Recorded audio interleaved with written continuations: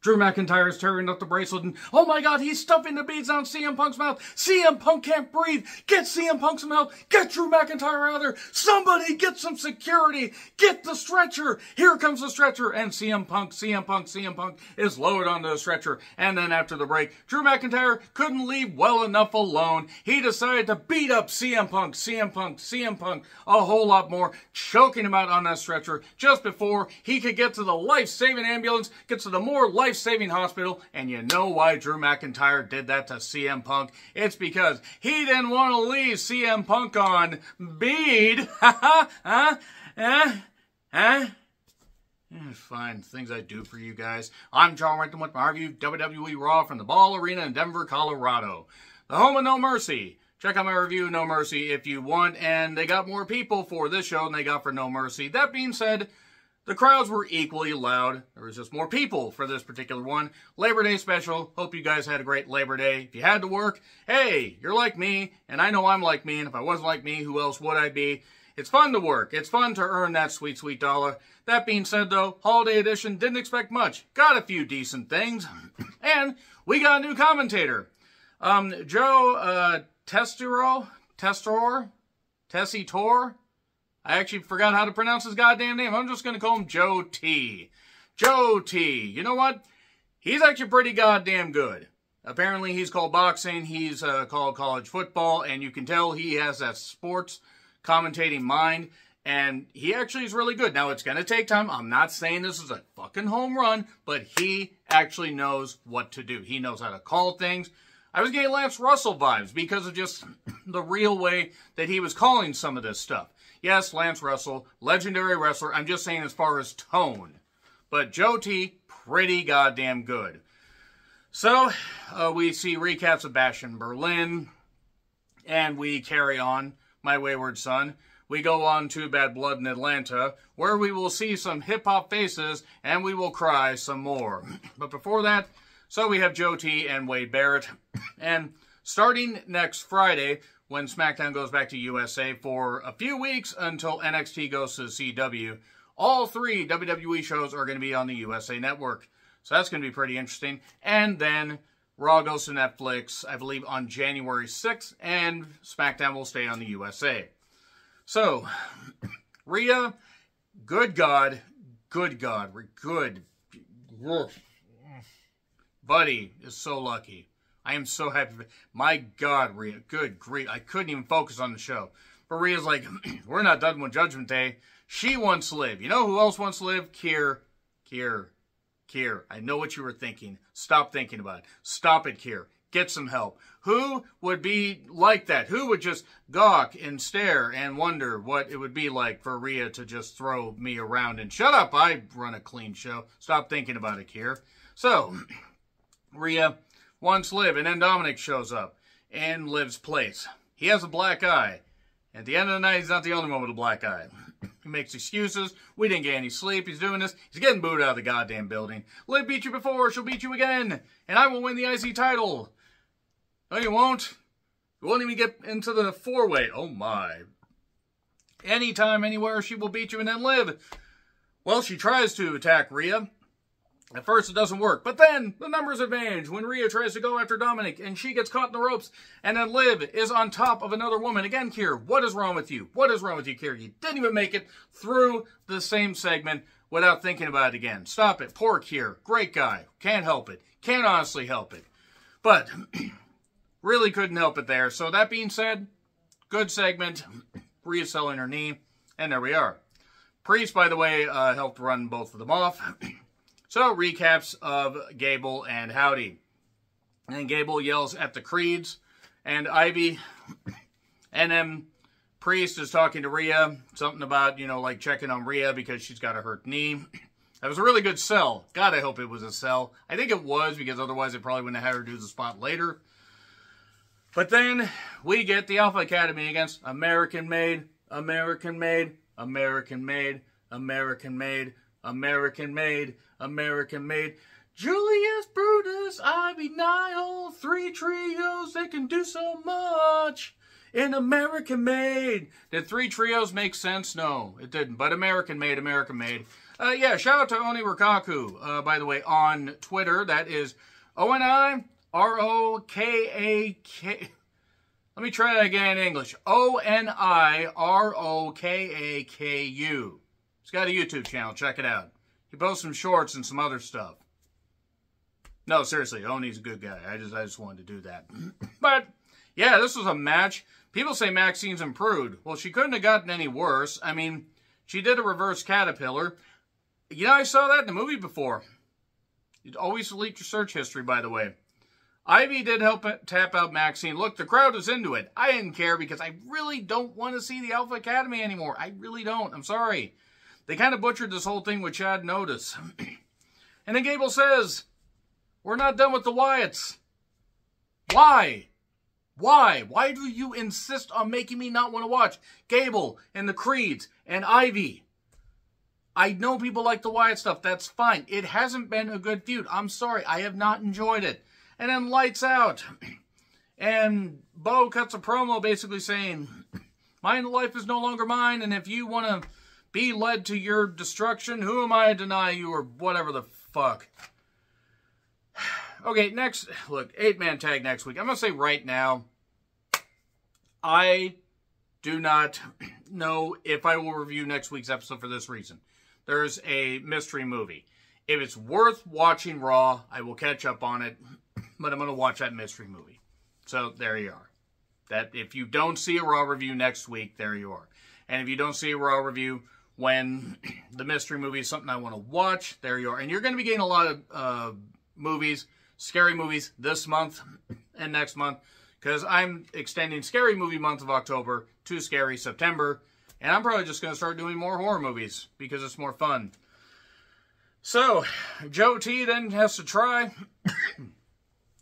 to keep this going seriously. I mean, credit to him, but Jesus. Alright. Zelina makes her entrance. I'm not exactly sure what the cosplay was she was doing, but here's, and I feel really bad for her. Somebody had a sign, and it said Michael Trent, I believe that was the name. I'm sorry if I got it wrong. It was kind of a bright sign. It was a tribute to her dad. He has best seat in the house because he died on 9/11, and that's terrible. And you know what? Selena was overcome with emotion. You can't knock that. I mean, you can knock that. You'd be a fucking dick if you did. But it was a sweet moment. You could tell it meant a lot to her. I wonder if that maybe threw her off for the match, because I could only imagine the emotion. I mean, I don't get...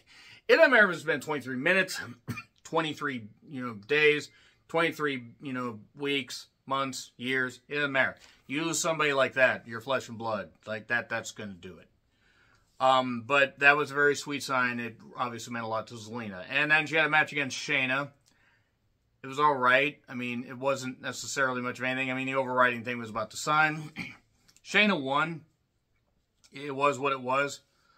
So, I did note, though, that Zoe was happy to be back in Denver, because she actually helped Vern Gagne get TV clearance in Denver many, many decades ago. She actually subbed Dick the Bruiser in his first match, and then bruised the Dick her. Let's just move on from that. So, yeah, again, sweet moment with the sign. That was lovely. It was sad, but it was lovely. So, Lyra then runs down, by the way, and gets laid out. Lyra looked great. I mean, I don't know why she thought going 3-on-1 was a good idea, but whatever. Sonya then cuts a promo. You think you got a chance to shoot your shot. And then Dino Bravo and Chris Adams got killed again. So now on that note, let's talk about, they weren't good guys, so I really don't feel bad. So especially Chris Adams. Rhea is hurt. Priest wants a tag match, but Rhea says, I'm going to go talk to Pierce. Lyra looks just great. She's tired of the numbers game, so is Zelina, and she's going to make a call. They're in Calgary next week. It's going to be Natalya. Wouldn't it be hilarious if it was Diane Smith? I mean, it won't be. It'll be Natalya, but there you go. Because whatever Canadian talent do they have? So, here's Punk to a pop, and he, pumps up the fans, pumps up the volumes, dance, and he talks about how he's here to make money, but he's here also to, have fun, whether he makes money by cash, love from the fans, direct deposit, it doesn't matter. Talks about the strap match with Drew and beating him, And I knew this wasn't going to be the final match, even though, yes, it was a decisive end. Drew has every right to want a win, or to want his, his revenge. Because if you think about it, yeah, he won the SummerSlam match, but it was kind of tainted because of the Seth stuff. And then you had the strap thing here, so it makes sense. He calls out Gunther, enjoy, because we're going to enjoy taking it off of you. The goal is gold. And he's celebrating. His music hits and then Drew attacks. And he's straddling him on the announcer's table. Certain, mutuals of mine were losing it over that. Stop it, sickos. Let me tell you right now, though, when a 6'5", 260-pound Scottish man throttles you, you are probably going to get excited. I don't speak from experience. Maybe I do. You're never going to know. So, Wade can't control him. He hits 2 claymores, one on the announcer's table, one in the ring. Stuffed the beads in his mouth. And, yep, he just left him on bead. I'm a 43-year-old man trying to sound hip. It's insane. And then we get a stretcher job. And then good job on the paramedics. Everybody just vanishes when Drew starts attacking him, and Drew's all blaming. If only the paramedics had arrived, to a certain household on June 24th, 2007. Moving on. So, Dragunov, Dragon Lee, and Dominic took on each other in a 3-way match. 3-way tourney match. The winner goes on to a 4-way. They got to find better ways to do tournaments. Later, Carlito and Priest show up. I didn't really care much about this. Chased Dominic off. And then it was down to Lee and Ilya. More like Ilya Dragunov. I'm sorry. I'm so sorry. They had a good mini match. And basically, Ilya got the victory. I mean, there was one point where Dragon Lee hit a stomp. That looked pretty vicious. And apparently, Here Comes Bronson was out due to testing positive for COVID. Hopefully, he's going to be all right. Regardless of what push he was receiving, health comes first. And him and his wife welcomed a baby recently, I think in February of this year. So, wish nothing but pure, health and recovery for the family. So, then Braun ends up basically wanting in the 3-way. Because why not? I did like how they had graphics showing the announcers. They showed they showed Joe T and Wade as the announcers. They show Kathy as a reporter, and they call Jackie a reporter. That's a choice. And then Alicia Taylor is the announcer. Look, Jackie seems very nice, but they put her in unwinnable situations. So Kathy, I don't know why she was in a yellow pajama dress for this. She looked great. I'm just like, huh. I'm sorry. Oh, Braun did talk. I didn't notice. So then Jade, and Bianca show up to watch the next tag match, which is Io and Kyrie against Alba and Isla. And boy, Isla, good grief. Good goddamn Christ on a cracker. Later, they had, there wasn't much to the match. It was actually kind of messy, in all honesty, even though I appreciate the efforts of all 4 of these women. And Bianca and Jade look like stars just sitting there. There was a point where Kyrie did a dive, and had Bianca not pulled her at least a little bit, closer, or a little bit further away, Kyrie basically smashed her goddamn face and bloodied her eye and everything, so I hope she's all right. But that could have been where she could have broke her neck. Bianca reacted with great instinct, and thankfully Kyrie was all right. Though I do have to question how Jade hit Kyrie, and that was not a DQ. The referee saw it, I think. Whatever. Isla ended up pinning Io. Okay. I mean, I guess they're saving damage control versus Jade and Bianca for bad blood. I don't know. I don't know what's going on. So then Kofi, he wants, he talks about another tag title shot, possibly, but then Gunther just looks at him and then leaves. Kofi was talking to Pierce, by the way. Odyssey Jones has apparently been removed from the Raw roster. If they didn't come to terms on a deal, I mean, if he fucked up and dumbed himself out of position, then idiotic. If they didn't sign a new deal and then suddenly just release him after bringing him back to TV just a bit before, that's a bit weird. And also the fact Xavier was not on this show. Okay, whatever. They really need Big E back, but if Big E can never wrestle again, and if he doesn't want to wrestle again, whatever, stem cells or otherwise, I just hope he has a happy, healthy life. He can do the pre-shows. he can do commentary. Big E could honestly do commentary. If they wanted to freshen things up, I'd have Vic and Big E do NXT commentary. I'm serious. The Booker ain't all that good, but Big E and Vic could bounce off of each other nicely while calling the action. Rhea got Priest a partner and said, yeet. Great. Gunther then comes out and praises the Berlin crowd. It was the highest grossing arena show in WWE history because the tickets, apparently adjusted for inflation, were somewhere between $500 to $700 a pop. And people wonder why I don't go to WWE shows. I'm going to AEW Wrestle Dream, and I was able to get like 3 of those tickets for, I think, like 3 floor tickets for about, let's just say, around $500 roughly total with insurance. So, nevertheless, he talks about being Orton, continuing his legacy. Here's Zayn. Basically, what this boiled down to is Zayn ran through a whole bunch of people that, you know, use the IC title as a stepping stone. You've done the same as Savage, Orton, Brett, and others. Brett, of course, being my favorite wrestler of all time, so I pop for that. But Gunther says, you know, you get knocked down, you get back up again. If at first you don't succeed, you dust yourself off and try again. The singer of that can't do that anymore. That's mean. Let's move on. Zayn basically, you know, kind of gets pumped up. Gunther's like, so you want this shot? No. And then Sammy says, could it be because I'm the only one that's beat you? You've never backed down from a challenge because I beat you, isn't it? You know, words to that extent. So there we are.